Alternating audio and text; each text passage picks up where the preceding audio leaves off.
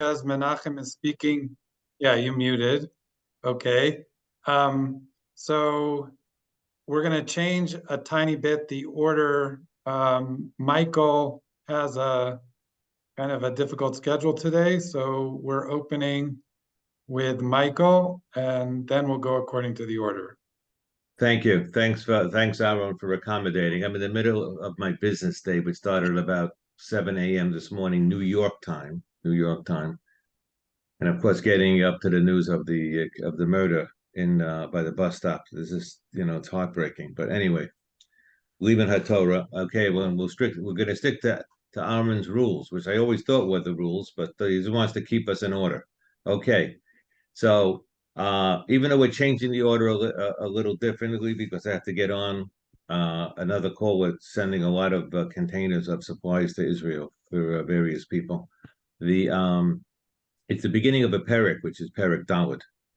It's the beginning of the perek Daled, and it's the Mishnah, and it talks about Tekiah Shofar. I think Paul had spoken about this actually. Tekiah Shofar of Rosh Hashanah. If Rosh Hashanah falls out first day, can only be the first day on Shabbos.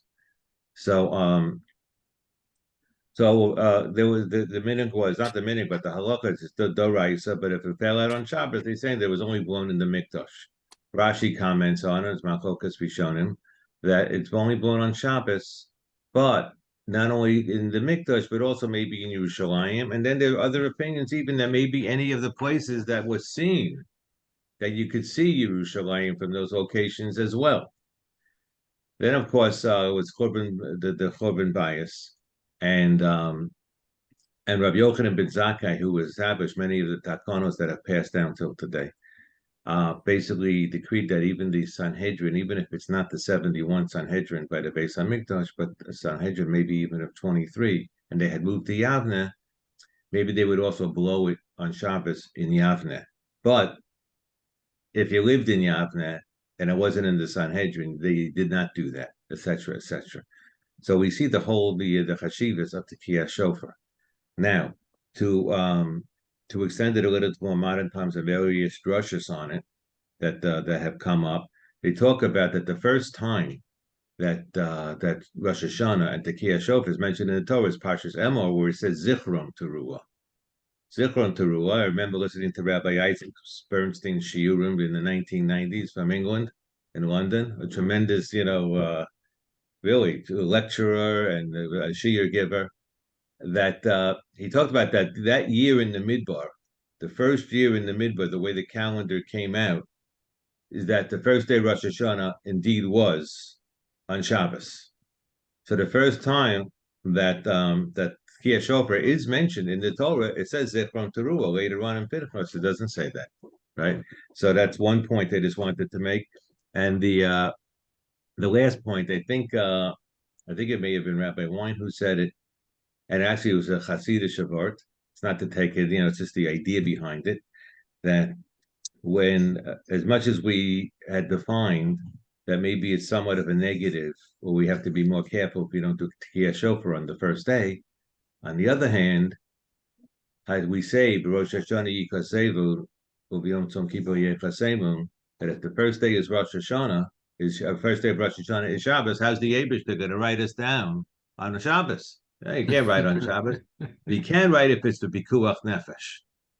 That means we're going to be written for good, right? So take it for whatever it's worth. And it's exactly, I think, 10:35 on my time. That's 5:35 by you. So okay, thank you. Okay, so actually this week we're gonna, in Yotzei Hashem, we're gonna finish Rosh Hashanah. I think Howie's gonna have the honor of the last bit of, so it's like a little bit more. I think you can finish it. And the plan is that we wanted to have a siyum for both Masechtot on Shabbat, not this coming Shabbat, but Shabbat Mevarchin. We're going to have a Kiddush and Shul, and we wanted to have that be part of the Kiddush. So just so everyone's aware of that. And then for next week, we're going to be starting Sukkah. So Michael, you'll be getting a bit of Sukkah for And That's I'm fine. I'll be back the beginning of Hanukkah next week, but I will not be there okay. for Shabbat. It's a big weekend to go to kids, so Okay. whatever it's worth.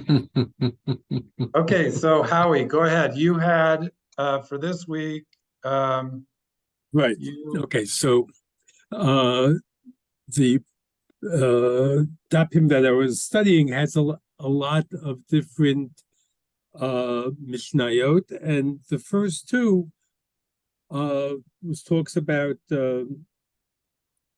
if the talking about Adim coming to Yerushalayim to be to testify that they saw the Mola, they saw the new moon, and they had to send somebody with the Adim to testify that the Adim are kosher Adim, because the Bayisusim would try to mess people up and try to mess up the Sanhedrin by having Adim come that and testify falsely. So it goes. The rest of the Dapim go into different things about the Adim, whatever. Then having, as we learned this morning in the Gemara Shia, the fires that were lit, but then the Kutim would cause problems and light fires the wrong time. So they had that's when they had shlichim going out to the diaspora to tell people when the chodesh is, new chodesh is. What got to me in both of the first two mishnayos is that the mainstream, I think they were mainstream Yahadut, were undermined by these heretical sects that the Tzedukim that aren't mentioned here, but the Baisusim, Yakutim are not even Jewish, but they would also cause problems. And it was just, to me, it was very interesting that you have to, it wasn't so easy then to observe the Torah, because people were trying to undermine everything that you were learning about. And it's we don't have that now, but we have some things like it. It's not exactly the same. hey, thanks. So my daf and a half was a direct continuation of that. And basically, I want to concentrate on one episode, which is really fascinating, machloket between Rabban Gamliel and Rabbi Yoshua. And the famous thing of Rabban Gamliel telling Rabbi Yoshua that he has to accept Rabban Gamliel's ruling, and the struggle of Rabbi Yoshua to accept it.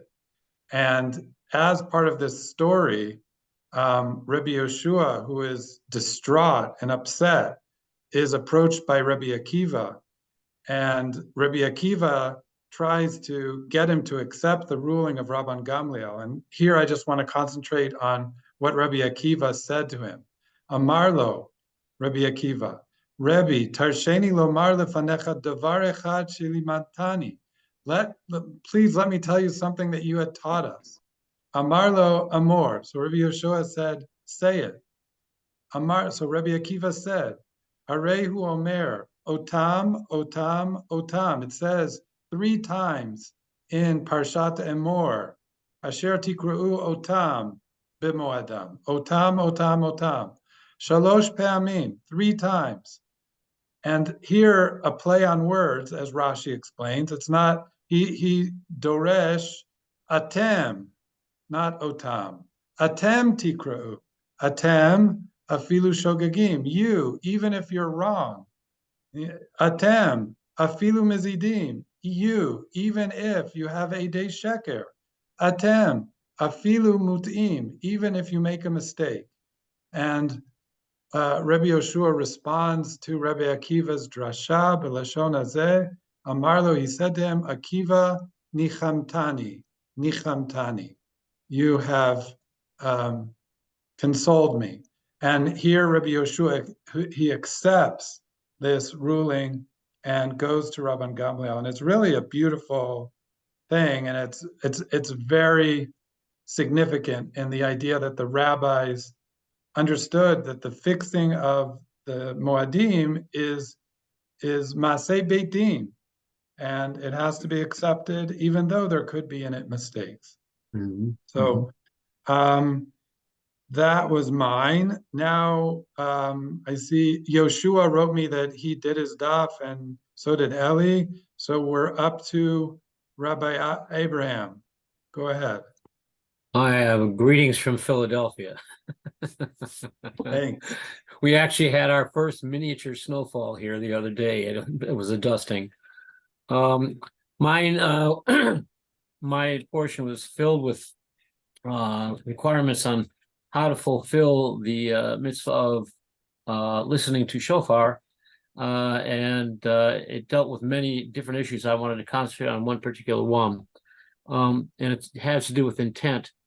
It talks about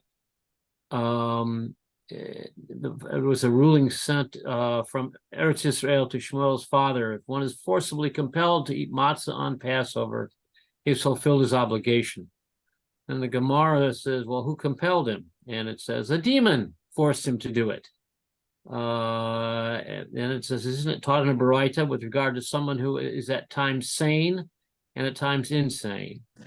When he's sane, he's considered halakhically competent for all purposes and is obligated in all mitzvot. When he's insane, he's considered insane for all purposes and exempt from all mitzvot.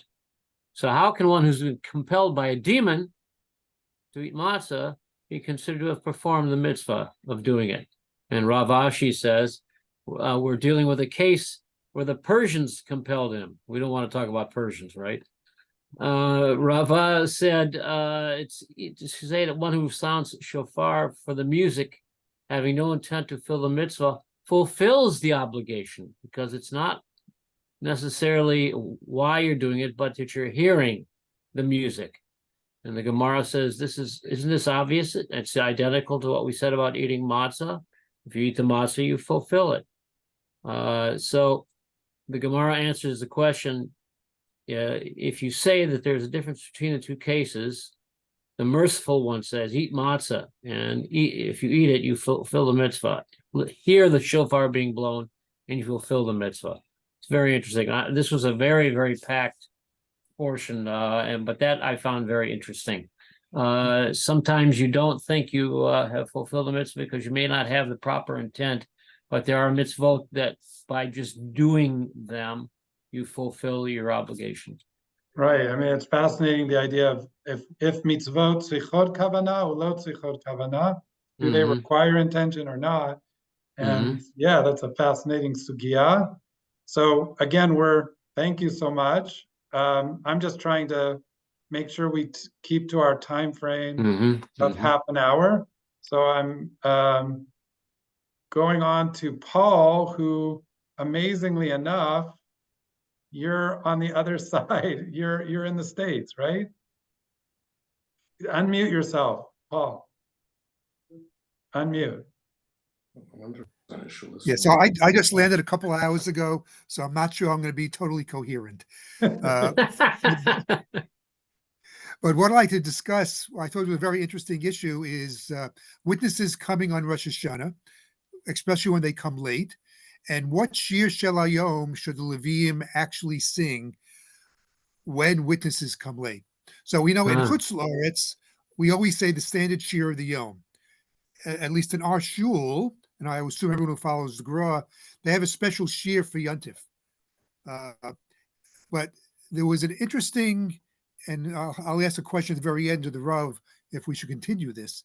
There's an interesting innovation by Rabbi Yochanan ben Zakkai. Well, so long as you don't ask me to blow shofar on Shabbat. We're going to work on that. We will work on that. So originally they accepted the witnesses' testimony all day long. And it once occurred that witnesses came late, and the Levim got very confused of what shir should they sing. because we know that there are two korban tomids, one in the morning, one in the afternoon. And Levim sing as they are pouring the wine during those two korbanos.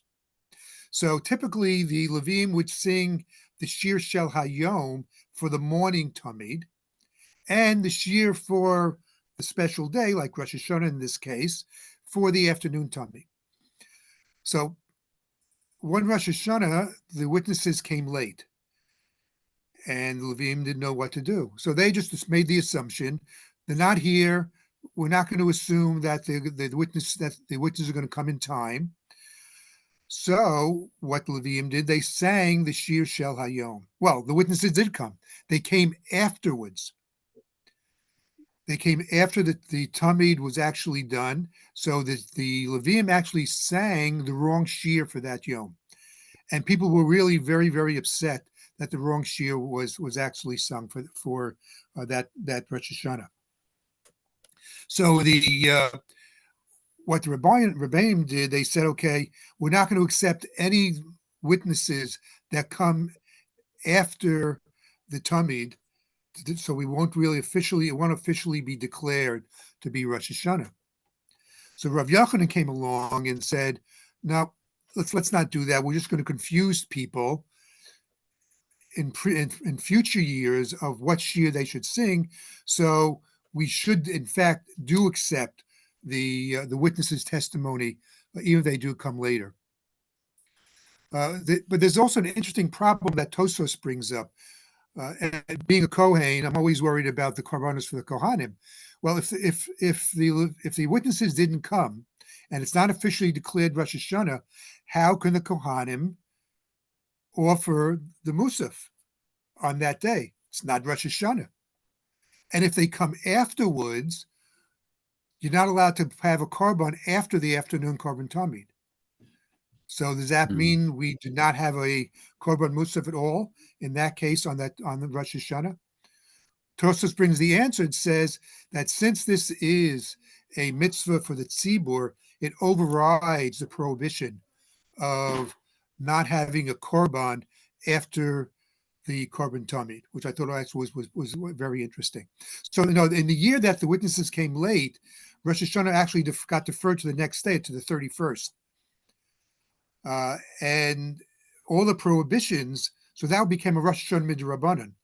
And in fact, really the second day Rosh Hashanah was like the Rosh Hashanah of midraisa in that year.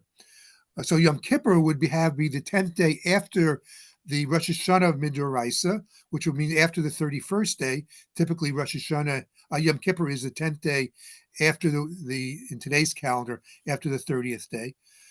And given that we have a set calendar, we don't have these issues. I guess the question I have for the Rav is, once Mashiach comes, hopefully tomorrow, that do we follow the set calendar, or we are going to go back? Today, you're such a pessimist. I was going to ask why not today as well. Well, to me, the day's almost over.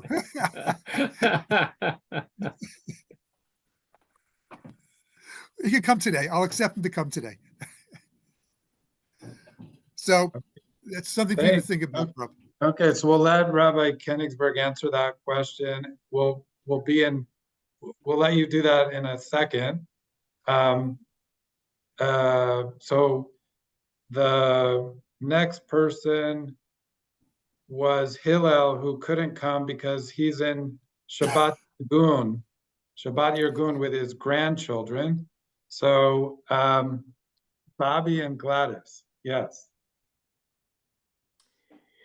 The Mishnah on Amud Beis says, "Ha'over lefnei hateva b'yom tov shel Rosh Hashanah hasheni." The Baal Musaf on Rosh Hashanah instructs the Baal Tokeya when to blow shofar. The Baal Shacharis of Shas HaHalel, Harishon L'Kareis HaHalel. Shacharis, the Shliach Tzibur says Hallel. So the Gemara asks, why do we do Tekiyah Shofar at Musaf? And they say because of Barov Hadras Melech. why do we do Hallel on Shacharis? Because it's the reason Makdimin LaMitzvos. So the question is, if it's the reason I'm Makdimin LaMitzvos, why don't we blow shofar for Shacharis? And the Gemara says, Amar Rabbi Yochanan, Bishas Gezeras Hamalchus Shana. Now, interesting, my text in my Shas says Gezeras Hamalchus. My wife's text in Sefaria said greater Gezeras Hashmad. Yeah, So- no, it's a censored text. Her text is correct. Your text Yeah. is wrong. It should But- say Shmad. And the reason basically Shmad was taken out of the printed editions of Vilna for the following reason. Do you know why? Well, I think Tosfos is going to tell us why, or maybe tell us why. But Okay, let's see. I'll go. I'm going to go through the Tosfos, and then you can explain. The Tosfos on that daf says b'shas gezeres hamalchus shonu v'af al pi shebotla gezeres hamalchus lo avdinan kamei kara af al gav reason makdim and lemitzvos the chayshinan shema yachzor davar lekilkulo. We're afraid that the Gezerah is going to come back. Notice the mindset. The Tosfos further explains that what happened was that the Goyim would stand there and during Shacharis, Kriyas HaTorah, to them, according to the Yerushalmi, Tkiyas Shofar was a battle cry against them. And so they moved it to Musaf. By Musaf, the Goyim left. And the reason it wasn't put back, Tkiyas Shofar was never then put back to Shacharis because, as Tosfos says, Shema Yachzor Davar Lekilkulo. I found that a very interesting and troubling mindset, but that's my highlight. Very nice. Actually, I mean the Gemara, the text of the Bavli was censored by Christian censors. Okay. Yeah. And they were usually meshumadim, meaning the people who worked in these positions were people who had converted from Judaism to Christianity, and that in our language is mishumad. And they were particularly sensitive to any shmad in the text, and so the printers knew that they had to change it. So shmad became Gzerat HaMalchut. Yeah. A mishumad became mumar, which is ridiculous. Someone who switches over, right? Whereas the shoresh shamad means to destroy. So a mishumad is one who is destroyed, which is very appropriate. In any case, we could talk a lot about censorship in the Talmud, but we want to keep to our deadlines, right? And we're finishing by 6. So, Rabbi Kenigsberg, you have the floor. Thank you. Okay, so I'll keep it short. We might even finish before 6. There is, so I was on Daf Lamed Bet and Lamed Gimel. The Gemara talks about the mitzvah of Tkiyat Shofar, number of different elements to that. And this ties in a little bit with what Rabbi Abraham was talking about, the idea of kavanah. So one of the examples that the Mishnah gives us, it says, Hamit asek lo yatsa. This is a concept which probably a bit more familiar with from Hilchot Shabbat, but applies around halacha. The idea of a mitasek. What does mitasek? Means that you can be, again, it's a little bit less than not having kavanah. Meaning a person can be, you're doing something, the Gemara talks about it, says somebody's playing with the shofar in whatever way, actually has a discussion, if somebody is just tokeh shiur, meaning somebody is blowing the shofar in order to make a musical noise, not in order to, for the sake of the mitzvah. Is that considered mitasek or not? There's discussion there in the Gemara. But it could be even less than that. A person's just, whatever you're doing, you're holding the shofar, you're playing with it, you're mitasek in modern Hebrew, right? You're busy with it. You're just busy with it, but you don't have any intention to perform any sort of action. It's not, there's a lower level than mitzvot shorot kavanah. It's not that you're doing the action, but you don't have the intent that it's for a mitzvah purpose. It's that you're doing the action, but you don't have any intent what the action should be. And therefore, it just happens to be that you blow the shofar. That is mitasek, and a mitasek lo yatsa. Somebody who's done it in that way would not have fulfilled their obligation. So we have the concept of mitasek as well. Comes to a chot Shabbat, that if a person is mitasek in whatever action they're doing, they don't have the intent to perform that action. So certainly it's not going to be a melacha d'oraita, it's not going to be a melechet machshevet. It might still be an isum d'rabanan, etc. But again, it's just this idea of being conscious and actually thinking about the things that we are doing, and not just sleepwalking our way through life, which I think unfortunately many of us do. But it's not to be mitasek, but to know what you're doing, and to have intent, and to make sure you do it in the right way. Okay, thanks. So we have 3 more minutes. I'm going to try to, like I said, I don't know if you heard. What's the answer to my question? Yeah, Rabbi Kenigsberg. Oh no, we don't have time for that.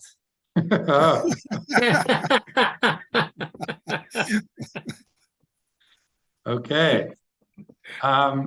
The next, Paul, I don't think you were here when I said we're doing Sukkah. We're starting Sukkah. So Howie is going to finish Rosh Hashanah, and then the rest of the Dapim are going to be in Sukkah. So I'll try to send that out as soon as I can. I haven't really started splitting it up yet. The first Sugiot and Sukkah are kind of, some of them can be pretty technical and difficult.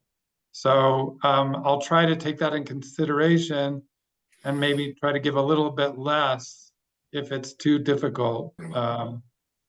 And if there's any other special requests, let me know. You can speak now. If anyone... Just no, next week is Thursday night is Hanukkah. All right, so we won't then be meeting next Thursday night. But if everyone could try to finish their daf by next Thursday, maybe we'll give a little extra time. And then we have the Siyum on Shabbat Mevarchin. Paul, you probably won't be back before then, right? I will not. Yeah, I'll be back the next day. Okay, and Rabbi Abraham, you're I'm still going to be here. okay. Well, thank you all for everything, and we'll be in touch. Shkoyach. Shkoyach. Shkoyach.